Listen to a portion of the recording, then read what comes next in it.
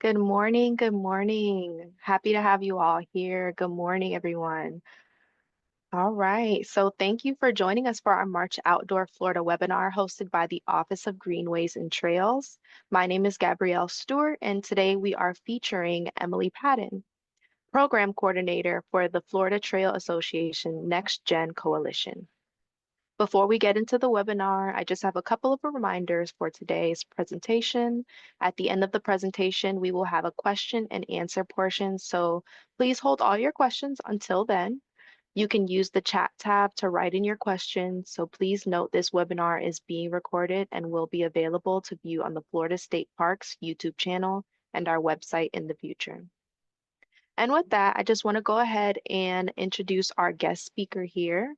So since starting her tenure at FTA, Emily has focused on enhancing the Next Generation program by creating a broader youth volunteer initiative. This program is designed to facilitate connections between the members of the Next Gen and FTA's volunteer chapters to boost youth participation throughout the organization, as well as to expand current environmental education and professional development opportunities for program participants. The Next Generation Coalition and Youth Volunteers program continues to grow, offering Florida's youth the chance to learn essential skills and experience in outdoor spaces and career fields.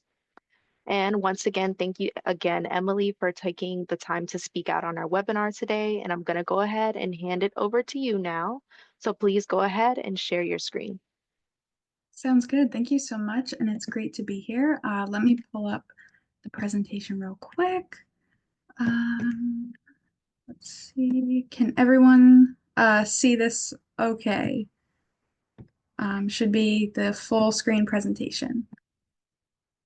All right, awesome. Well, thank you again for the introduction and for inviting me to speak with y'all this morning.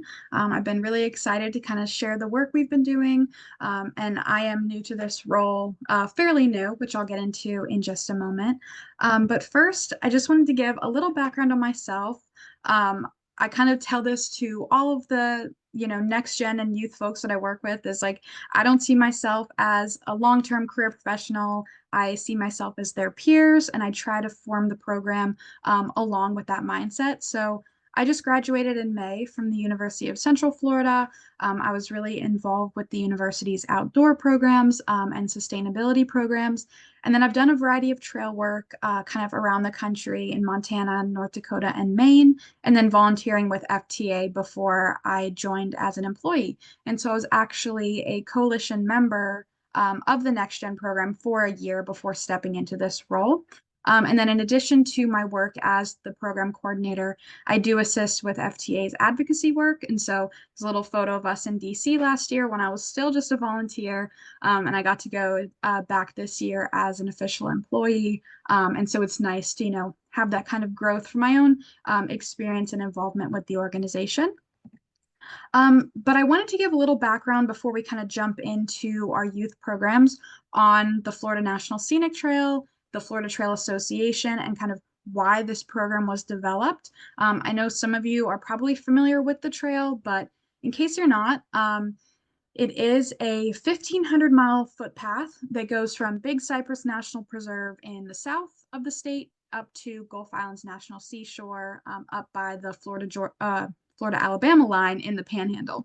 And so it is congressionally designated, means recognized by Congress as a national scenic trail. It's one of 11. So typically folks are very familiar with the Appalachian Trail, the Continental Divide Trail, or the Pacific Crest Trail. Those are some of, our longest and most popular. But the Florida Trail is within that network. It's one of our nation's national scenic trails, one of the longest that stays within one single state. I mean, it's a really special trail. So, if you live in Florida, if you're from Florida, we have a variety of ecosystems, a very diverse landscape, and the trail really showcases that in a special way. So you can start your hiking in Big Cypress, walking on limestone covered in water through the swamps, looking at gators and that kind of stuff. Make your way up through scrub habitats, prairie lands, oak hammocks, and then end your hike in Gulf Islands on the beach. And so, very special experience there and a very important resource. And the trail lies across federal, state, and private owned lands. And so, that really is where the Florida Trail Association comes into play. And so, we are the nonprofit that's responsible for developing, maintaining, protecting, and promoting the trail.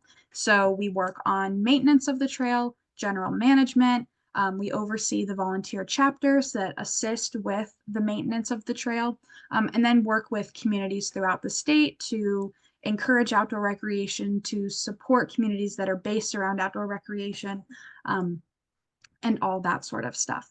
And so we partner with landowners to oversee maintenance. And so working with over 60 different landowners, in some states or some areas of the state, the trail passes through a lot of differently owned lands, in a short amount of distance. And then in other places, we have long sections of the trail through state or national forest.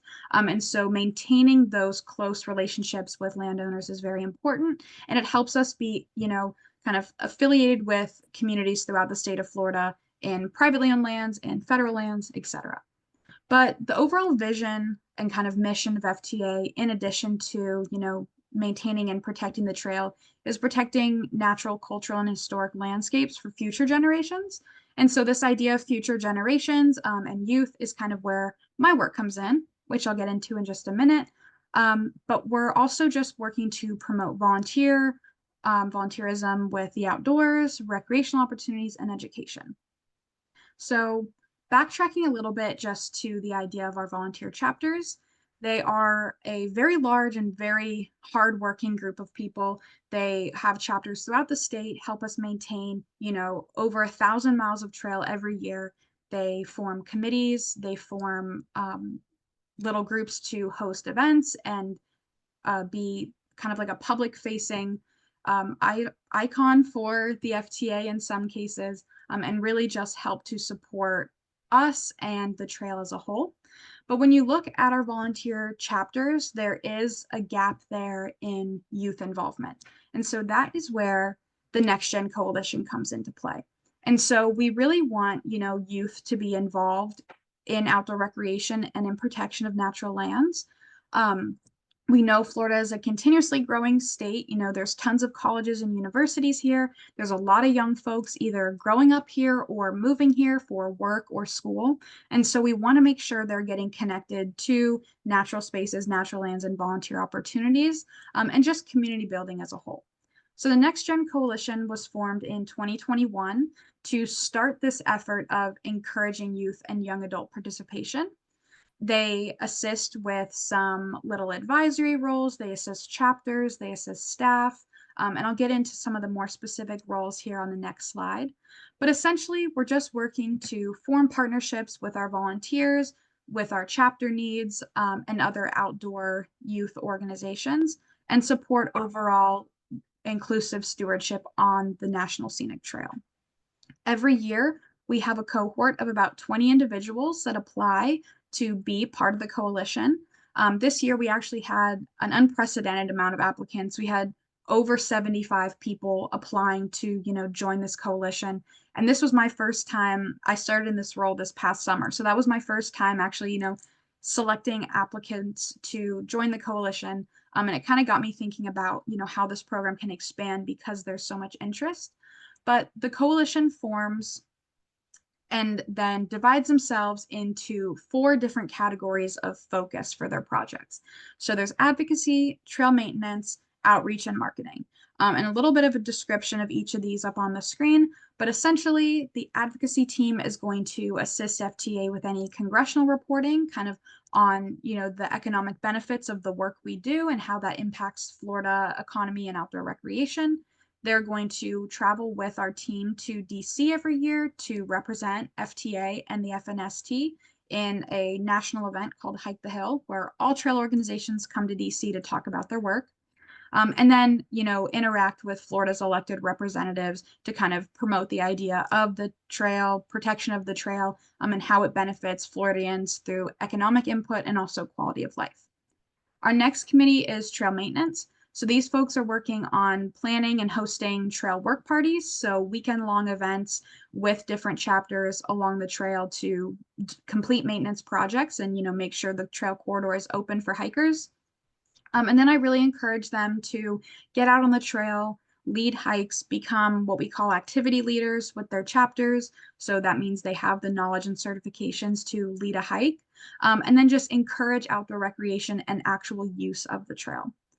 Our outreach committee is going to focus on kind of publicity and education. So assisting chapters at tabling events or speaking at public events, and then just attending chapter meetings to kind of discuss next gen initiatives and how we can help them. And then finally, our marketing committee, actually one of our most active this year. So I'm very proud of everything they've been doing. But they're going to be working on social media content, advertising materials, and engaging the online world with the trail and FTA, teaching folks about, what we do, what Next Gen does. And then they've also been making a lot of like fun videos, backpacking guides, or just kind of like funny little clips to post and increase online user engagement with the trail. And then they have a lot of ideas for kind of like merch items and graphic design and that kind of stuff. So a very creative and hardworking group. And that goes for all of our subcommittees. It's been really awesome to kind of see folks join this coalition because they care about the trail and then split themselves up based on their interests into these groups and then move forward with projects that they're interested in. And so, because this is a volunteer opportunity, we try to give back to our members of the coalition and give them, benefits to add to their resume or things that, make it worth their time more so than just, volunteering is important. But, they're busy in school, have jobs, some have kids. So, we want to make sure that they're getting applicable benefits out of this. And so the first main kind of opportunity I work on for them is making them almost ambassadors of the trail. And so they attend monthly meetings with each other and then myself and some of the FTA staff to kind of learn about the inner workings of our organization, what it means to manage a trail, what it looks like for a nonprofit like us to kind of approach this resource, approach partnerships, and all of the inner workings that need to be done. We also hear from board members on occasion or partner organizations to teach them more about engaging audiences in outdoor recreation. And so that's been really fun, even for myself as well, to kind of learn more about all the different teams within FTA or all the different, projects that are going on. The next is certifications. And so we try to get them certified in applicable areas when able. So this will look like a wilderness first aid or CPR, which is very important when, looking for careers or job listings that are primarily outside. You need to have that first aid knowledge. Occasionally, we're able to offer them a chainsaw certification based on, availability and interest in trail maintenance and management. And then also moving forward, trying to do things like leave no trace trainings and other, outdoor awareness opportunities. And then finally, just, the recreation and community building part of it. A lot of folks have interest in the outdoors, but they don't really know where to start in terms of getting outside, getting on the trail and, being involved with that community. And so we really encourage them to, work on that community building aspect, recruit their friends, recruit their colleagues, introduce themselves to the volunteers in the different chapters and get involved in every capacity. And then, have that personal resource to, people to recreate with, people to call on for, recommendations for jobs or references or anything like that, because they have a network throughout Florida of outdoor enthusiasts and professionals. And so these are some just, current goals and projects that we're kind of working on. This is stuff that's been outlined in our strategic plan. And some of them we're just, really ramping up now, and some we're kind of wrapping up. And so that strategic plan will change a little bit. But the first would be expanding advocacy efforts. And so we've really been trying to teach folks more about, how to speak on outdoor recreation and land management ideas, how to, support communities and that kind of stuff. And then just, be knowledgeable about, the behind the scenes aspect of managing federal and general public lands. We are trying to increase educational opportunities, and this is a project that I'll get into in more detail in just a minute, but making sure, we have an environmentally aware network of people, they understand Florida ecosystems, they understand the challenges that these ecosystems may face, and then they understand the work that's being done to mitigate or assist those challenges. Further integrating our members into the volunteer chapters is one of our biggest, projects, and one that I probably deem the most important. As I mentioned earlier, we don't want it to be, our next gen members and our chapters split. We want that full integration, that community building, and that involvement. We're not trying to change our chapters. We're not trying to, erase the folks that are already there. We're just trying to provide youth an opportunity and assistance with getting involved. And our chapter members do a great job of teaching them, how to work on a trail, how to run a chapter, and all this sort of stuff. Lots of lessons to be learned there. And so we really want that full integration. We also have our next gen contribute written or artistic pieces to our communications. So whether that's social media content, designing merch on some occasions, or writing pieces for our magazines or general newsletters, there is an opportunity there. And then finally, kind of providing that advisory role for staff and the FTA board. What are some best practices for engaging youth communities throughout Florida in this trail community, and how can FTA better support that engagement, better promote that engagement, or anything on that kind of scale. And so these are just some photos I pulled together from, initiatives and work parties we've done in the past, photos from our most recent trip to DC, where we were able to take 2 members of our next gen for a week to, meet their Florida representatives, learn about, the federal side of land management. And then, we host work parties, get them out on the trail, and all sorts of stuff. And so the next kind of big thing, and it's one of the biggest projects I've worked on since coming into this role this past summer, is this next gen volunteers. So I mentioned earlier that this year we had an insane number of applicants in a good way. I was super excited to see, so many Florida youth are learning about the Next Gen Coalition and wanting to get involved. And although we have 20 hardworking members, when you think of 1,500 miles of trail, how many communities that runs through, how many university groups, take their members out on hikes for the trail, or do trash cleanups in, land areas that host the trail, or just, exist in vicinity to the trail. 20 voices does not, kind of meet those needs there. And so the Next Gen Volunteers works to expand our youth outreach and our youth involvement even more. So the coalition comes with an application, and it comes with a time commitment and a leadership commitment. The Next Gen Volunteers is for literally anyone. And so kind of a little bit more on, what led to the need for this program to be developed. As I mentioned, despite the work of our members, the length of the trail is a hurdle. It can be a barrier. Folks don't necessarily have the time to drive around the state to attend different events or chapter meetings. Schedules stay busy. I'm sure y'all are all very busy. It's a busy time. And so we want to make sure that we have enough youth involvement and engagement to really meet the needs of, the point of Next Gen, to provide youth engagement throughout the entire trail community. And so then also, with a bigger participant list comes expanded opportunities. So, I can host an event for 20 people, maybe only 5 of them show up. But if I have 100 people, then, chances are a lot more will be able to go. And there's just a greater capacity for providing educational opportunities and engagement. And so the Next Gen Volunteers is primarily focused on engaging folks ages 16 to 35. So, youth and young adults, from high schoolers trying to figure out what they might want to study in school, up to folks that are, set in their careers, or, have been on the career path for a while, but still want to get involved with the outdoors. And as of right now, since its launch in January, we've really focused on education and volunteerism. So increasing that idea of environmental literacy throughout our, Florida youth, making them aware of ecosystem issues or conservation issues, teaching them about invasive species management, how land management relates to trail management, and all that kind of stuff. I originally started by connecting with organizations, schools, and universities throughout Florida. So we started with an outreach list of about 300 to 350 different entities and affiliate groups, kind of shared this idea with them and asked them to, put it out there to any, 16 to 35-year-olds they knew that they thought might be interested. And now we have over 130 members. And so just in a short amount of time, we've had a lot of engagement, which is really exciting, and been able to host opportunities for them to get involved.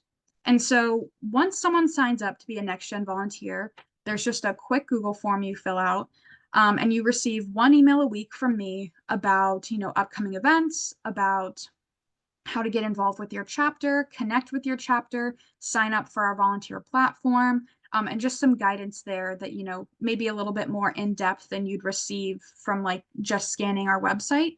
And it also includes information for all upcoming events in the FTA network. So if a chapter is hosting something, if there's a statewide event that FTA is going to attend, or even something like this where a staff member is speaking at an event, they're going to receive a flyer and information about that event to kind of figure out what they're interested in the world of trails.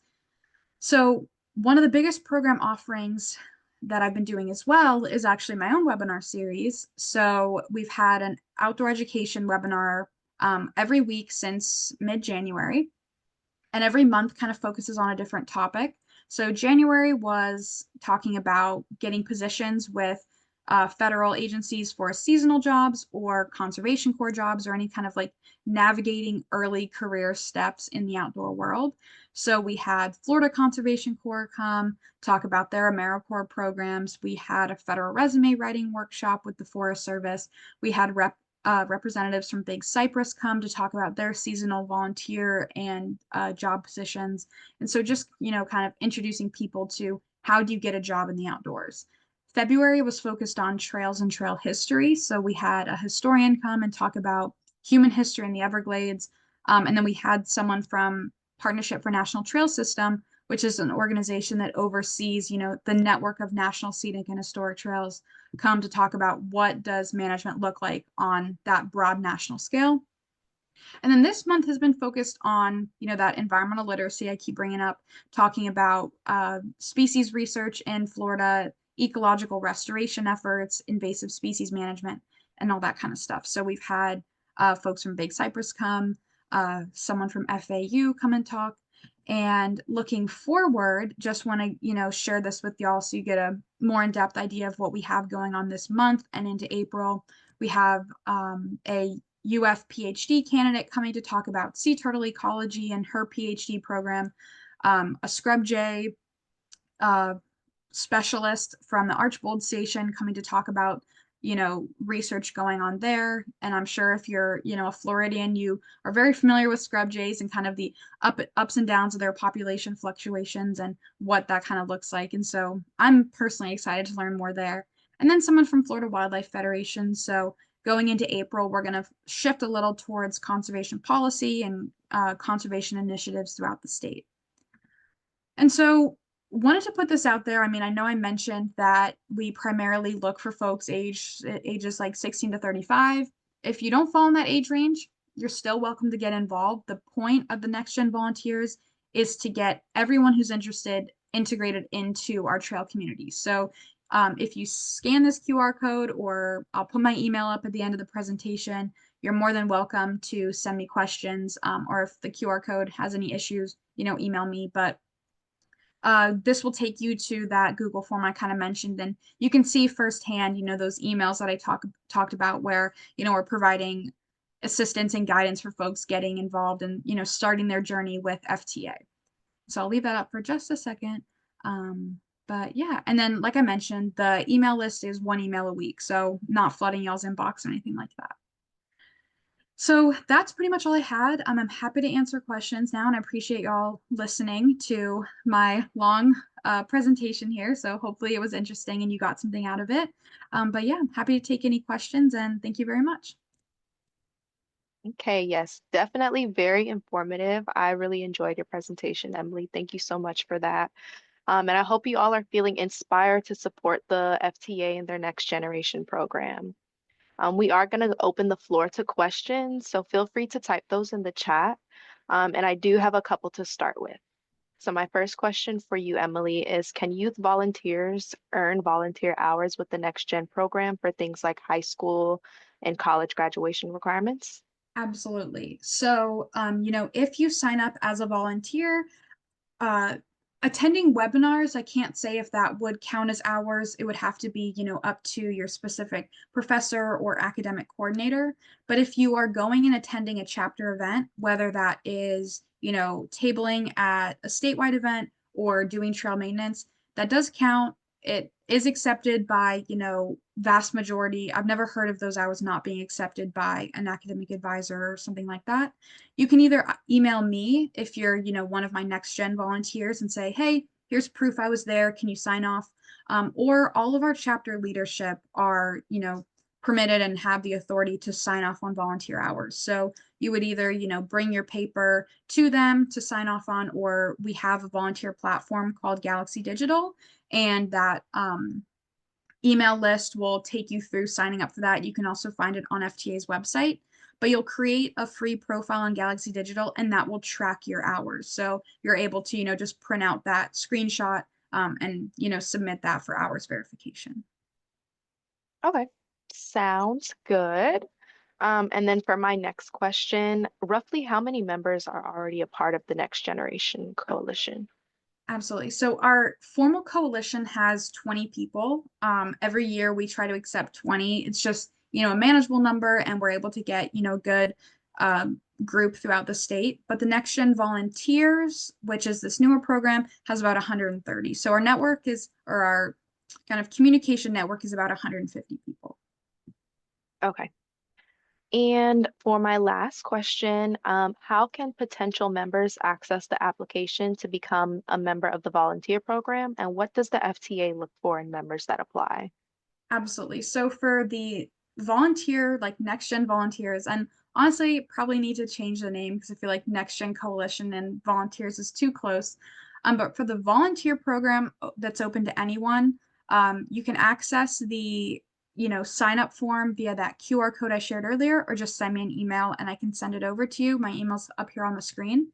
For that, there are no requirements. It'll ask for your name, your email, and what part of the state you're in just to help connect you with your chapter.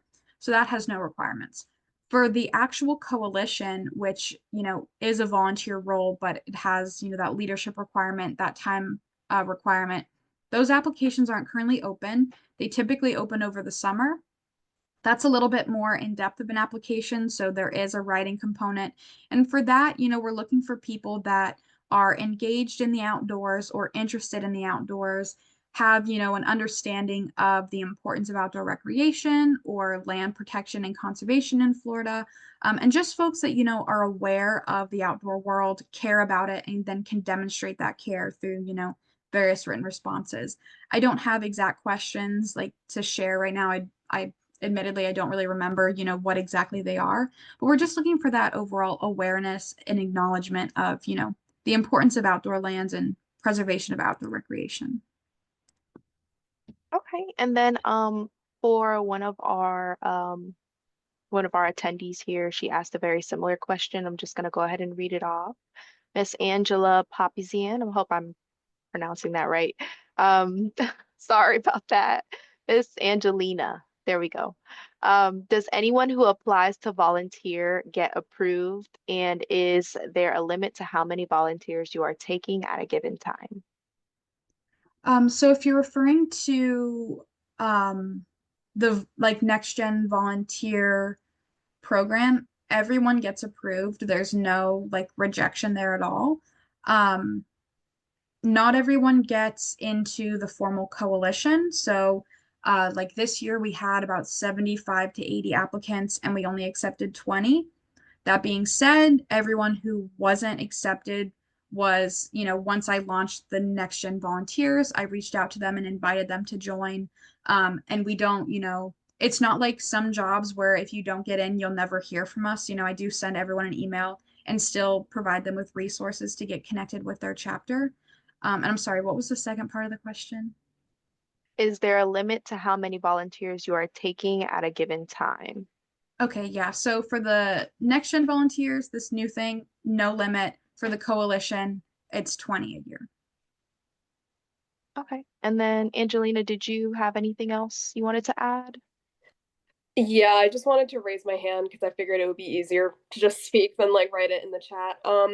But yeah, so for like the regular volunteers that's open for like everybody, could they still be involved specifically with like the advocacy, outreach, trail maintenance, and like the marketing, or is that only for like the actual coalition that you only have a certain amount? Yeah. So these are still, some details that I've been working out kind of with myself and, what this is going to look like going forward. The program is fair, or the volunteer program is fairly new. And so still, trying to figure out those details. I have been and am going to continue and probably continue a bit stronger pushing for volunteer and coalition member interaction and involvement there. And Mhm. so, when it comes down to committee meetings and they, schedule monthly meetings amongst themselves and they have group chats that they work together, I'm not always involved in all of that just because, we all have different schedules. So the day-to-day decisions really come up to them and, how much they open up those meetings. But that being said, I would like to really see more interaction between the coalition and the volunteers. And so it's absolutely something that's possible. I Mhm. don't think any of our subcommittees would say, no, we don't want more help. More people, you can get more done, you can accomplish, more projects and that kind of stuff. So it's Mhm. definitely something that is possible and definitely something that I'd love to see moving forward. Okay, so am I correct in understanding that like right now there's not a lot for like general volunteers to do like the outreach and like advocacy and everything, but it's something that hopefully in the future we'll be able to see a little more of? Absolutely, yes. So right now, I would say the main things available to the volunteers are the webinars, and then that, general involvement with their local chapters. And then moving forward, yes, exactly as you said, hoping to see more involvement between the volunteers and the coalition members. Great, thank you. Yeah. Thank you so much for your question. And then Miss Sarah says, what is the typical hours per month commitment? Do they have to meet a specific set of hours they must meet for coalition members versus volunteers?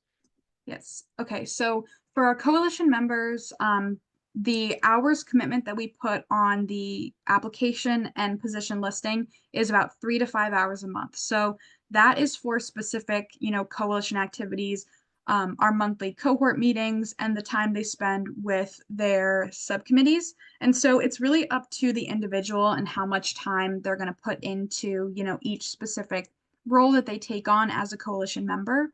But baseline 3 to 5 hours is all we're asking. It's not a lot, again, because this is a volunteer program. So we're not, having folks work a part-time job as a volunteer. For the volunteer, so general volunteer program, there's no hour commitment. There's no requirements there. It's really just a resource people can sign up for and the opportunities are there. And if you take advantage of them and attend everything, that's awesome. If you don't have time and you don't attend everything, that's okay. You still have that resource there. But yeah, so for the general or the specific coalition members, there are, some stricter requirements because they do, fill out that application and commit to a role. Okay, that is awesome. I think we had some really great questions here and some good information shared this morning. If that is all the questions, we're just going to go ahead and wrap it up. So thank you again, Emily, for telling us all about what the FTA has to offer with the Next Generation program. If anyone here is not yet subscribed to our monthly webinar series, you can do so on our website. That is floridadep.gov/OGT, and I'll go ahead and put that in the chat as well. And then next month, we will be exploring the Bartram Trail with President Sam Carr of the Bartram Trail Society. So if you have any questions or feedback about today's webinar or the outdoor series, you can refer to our email at Florida. I'm sorry, the whole screen just went out. Okay, you guys are back. Sorry about that. Okay, so you guys can go ahead and refer to Office of Greenways and Trails at floridadep.gov. And thank you for joining. And I Thank hope you I so see much. you guys next time.